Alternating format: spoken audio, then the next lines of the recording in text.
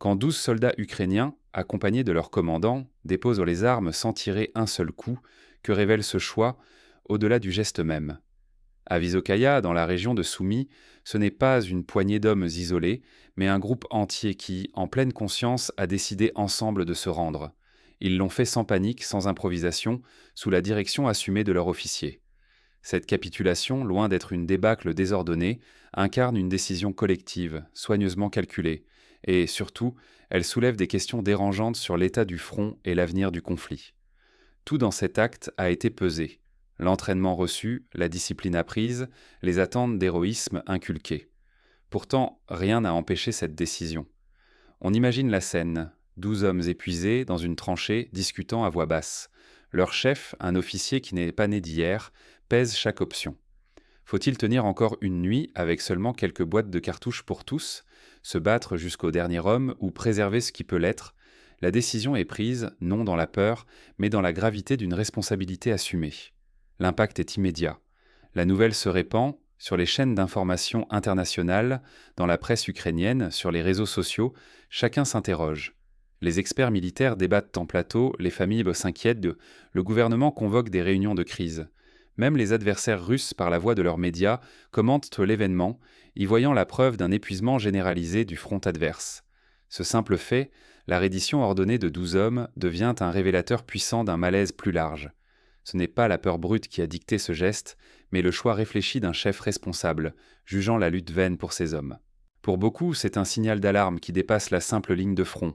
Ignorer cette reddition, ce serait refuser de reconnaître un malaise profond, peut-être le symptôme d'une crise qui ronge l'armée et menace la société entière.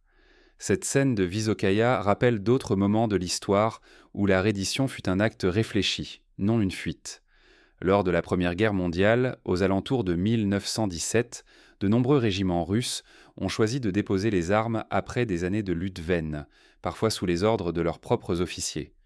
Plus récemment, pendant la guerre de Corée, des unités entières de soldats nord-coréens ou chinois se sont rendus encadrés par leurs cadres, jugeant la résistance impossible face à l'épuisement matériel et moral.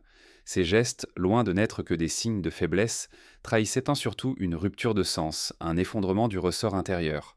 Mais comment en est-on arrivé là et que disent ces gestes sur l'état réel des troupes ukrainiennes? Pour le saisir, il faut remonter aux origines de ce malaise, décrypter ce qui mine les lignes de front et replacer Visokaya dans la longue liste de signaux faibles ignorés. Depuis plusieurs mois, les forces russes accentuent la pression sur divers secteurs. Les attaques se succèdent, parfois simultanément sur 3 ou 4 axes. Cette intensification, planifiée et méthodique, épuise lentement les défenses ukrainiennes. Par exemple, dans le Donbass, des attaques coordonnées sur Avdiivka, Bakhmut et Mariinka forcent les Ukrainiens à disperser leurs maigres réserves, à improviser des rotations de troupes exténuées. Certaines semaines, le front reçoit plus de 200 bombardements par jour, rendant chaque poste, même secondaire, infernal à tenir. Le manque de munitions, de matériel et de ravitaillement n'est plus une exception, c'est devenu le quotidien. Les promesses de soutien occidental, autrefois régulières, se font plus rares. Il arrive, selon des témoignages de soldats, que certains bataillons n'aient que 2 ou 3 boîtes de cartouches pour tenir une semaine entière. D'autres doivent improviser des barricades avec des sacs de sable déchirés, faute d'équipement moderne. Les véhicules blindés hors d'usage s'accumulent, faute de pièces détachées. Les renforts, tant espérés, demeurent invisibles, parfois bloqués à l'arrière, parfois inexistants. Dans ce contexte, la démoralisation progresse. La fatigue physique s'entremêle à l'usure mentale. L'impression d'abandon, de solitude s'enracine dans les tranchées. Un soldat anonyme témoigne à la radio « Nous sommes oubliés. Nos familles n'ont plus de nouvelles, nos officiers n'ont plus rien à promettre. » La routine devient toxique. Lever du jour sous les obus, nuit glaciale sans sommeil, repas pris à la hâte, communication brouillée et l'angoisse qui monte à chaque bruit suspect. La peur de l'attaque s'ajoute à la méfiance envers la chaîne de commandement, parfois accusée de favoritisme ou d'indifférence. Beaucoup ne voient plus le sens de résister, piégés dans un engrenage sans perspective. Les lettres échangées avec les familles, autrefois pleines d'espoir, se font plus rares, plus brèves, parfois résignées. Certains soldats racontent que l'idée de désertion, jadis taboue, n'est plus un sujet interdit dans les conversations nocturnes.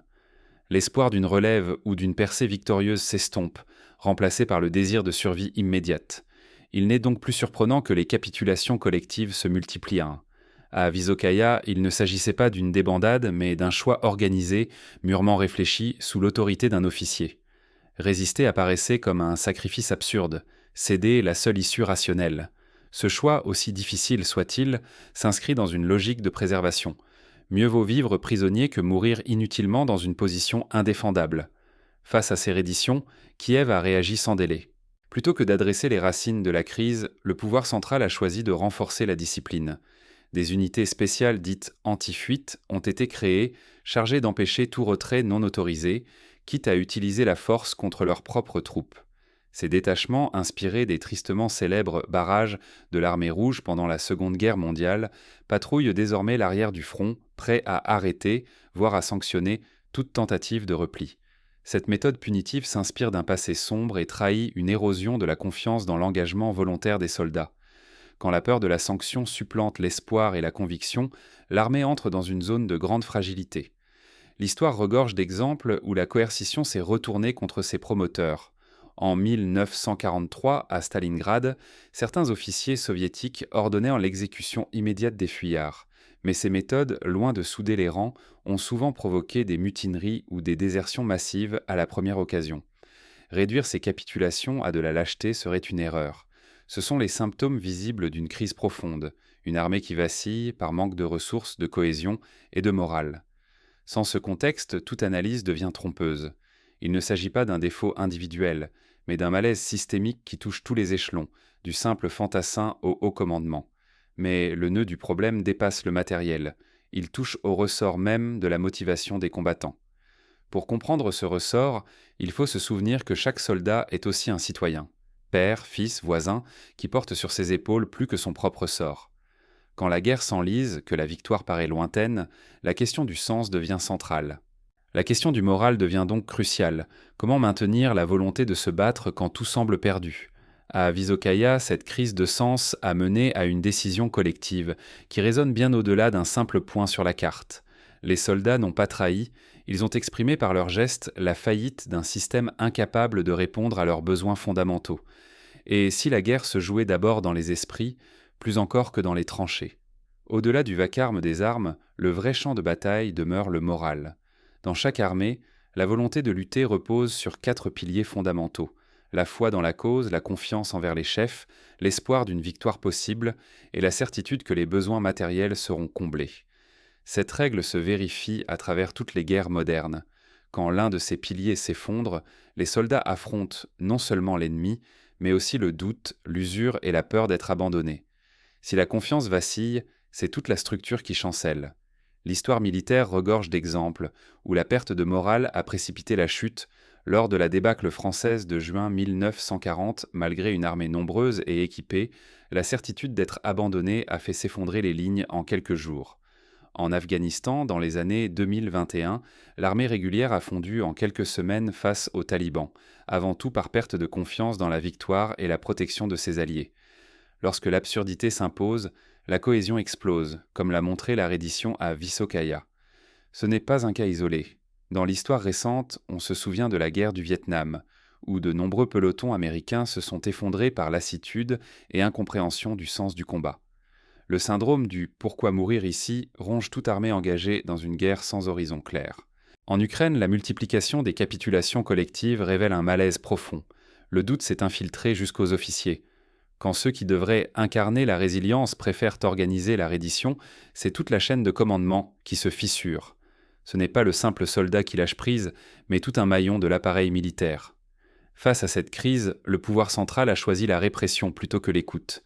Les unités anti-retraite, chargées de surveiller et punir sévèrement tout repli, visent à enrayer l'épidémie de démoralisation. Mais ces méthodes coercitives aggravent le problème. À la peur de l'ennemi s'ajoute la terreur de ses propres chefs. Le soldat, pris en étau, n'a plus d'espace pour espérer. Il ne se bat plus pour une cause, mais pour éviter la sanction. Combattre sous la contrainte détruit l'esprit de corps. Le soldat, au lieu de se battre pour ses frères d'armes ou une cause, cherche surtout à survivre à sa propre hiérarchie. Cette dynamique toxique accélère l'effritement interne et isole chaque homme dans la méfiance. Un exemple marquant, lors de la bataille de Berlin, en 1945, les dernières unités allemandes, surveillées par la Gestapo, étaient plus préoccupées par la peur d'être exécutées pour désertion que par celle de l'ennemi soviétique. Le moral s'est effondré d'un bloc. Alors survient l'effet domino. Quand un groupe dépose les armes, d'autres suivent, convaincus qu'il n'y a plus rien à sauver. La démotivation se propage comme une traînée de poudre. La peur de mourir pour rien l'emporte sur l'ordre reçu. L'écroulement psychologique précède souvent la défaite sur le terrain. À Dien Bien Phu, en 1954, la capitulation d'un bataillon français a accéléré la reddition de l'ensemble du camp retranché. Négliger cette dimension psychologique, c'est risquer de voir une armée s'effondrer sans même livrer bataille. La guerre d'aujourd'hui n'est pas seulement affaire de chars et de drones, mais un combat de nerfs, de foi et d'endurance collective. Les victoires récentes de l'Azerbaïdjan sur l'Arménie ont montré que l'effondrement moral, plus que la destruction matérielle, fait basculer le sort d'un conflit. Mais comment un tel climat de doute a-t-il pu s'installer aussi profondément dans les rangs ukrainiens ? Pour le comprendre, il faut revenir sur les signaux ignorés et les fissures longtemps masquées. Pendant des mois, malgré des appels à l'aide, des lettres ouvertes de familles inquiètes, des rapports de commandants locaux, le malaise a été minimisé. L'idée que tout va bien, que la victoire est le proche, a prévalu sur la prise en compte des difficultés réelles. Le prochain choix ne sera plus simplement militaire, il pèsera sur le destin de la société entière. En Ukraine, la ligne de front traverse désormais autant les foyers et les conversations que les villes et les campagnes. L'usure du moral se lit dans les files d'attente devant les bureaux de recrutement, dans les manifestations de mères inquiètes, dans la lassitude des travailleurs mobilisés à répétition. Après la capitulation de Vysokaïa, l'Ukraine est à un tournant. Le conflit, déjà épuisant, s'enlise alors que la crise morale s'accentue. Le moral flanche et les lignes de front traversent désormais les foyers, les conversations, les consciences. La tentation de répondre à la vague de capitulation par la répression s'installe.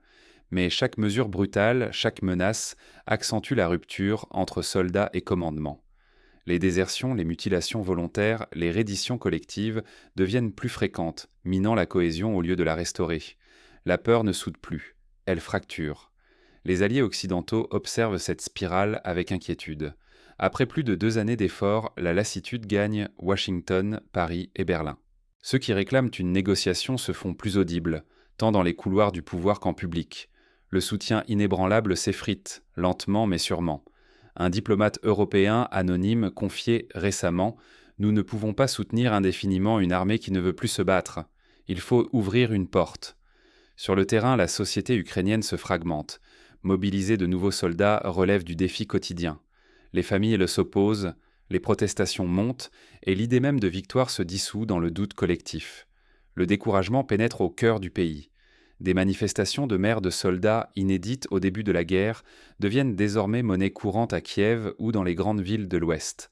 La peur de voir un proche mobilisé, la colère contre les inégalités du service minent la solidarité nationale. Pour Kiev, chaque capitulation est plus qu'une défaite militaire. Elle affaiblit la position à la table des négociations. Plus les défections se multiplient, plus la démotivation contamine la troupe, privant le commandement de son autorité et l'avenir d'un horizon crédible. On ne négocie pas en position de force quand ses propres soldats doutent du sens du combat. Les concessions, jadis impensables, deviennent soudain des options discutées. À chaque mauvaise décision, ce sont des milliers de vies qui vacillent et la cohésion sociale qui se délite. L'enjeu dépasse la stratégie. Il touche la survie même du tissu national. Ignorer ces signaux, c'est risquer de répéter les erreurs les plus tragiques de l'histoire. Après la Première Guerre mondiale, la France a longtemps refusé d'admettre l'usure morale de ses troupes, jusqu'à la mutinerie de 200 000 hommes en 1917. Ce n'est qu'à ce prix que des réformes profondes ont été engagées. Mais derrière ces symptômes visibles, une question obsédante demeure. Comment restaurer la confiance et à quel prix ? Le prochain acte révélera la profondeur de la crise et les choix qui restent à faire. Vysokaïa pourrait bien n'être que le premier signal d'une série de ruptures si rien n'est tenté pour inverser la tendance. Sortir du piège du coûte que coûte demande un courage rare, celui d'admettre la crise avant qu'elle ne fasse tout céder.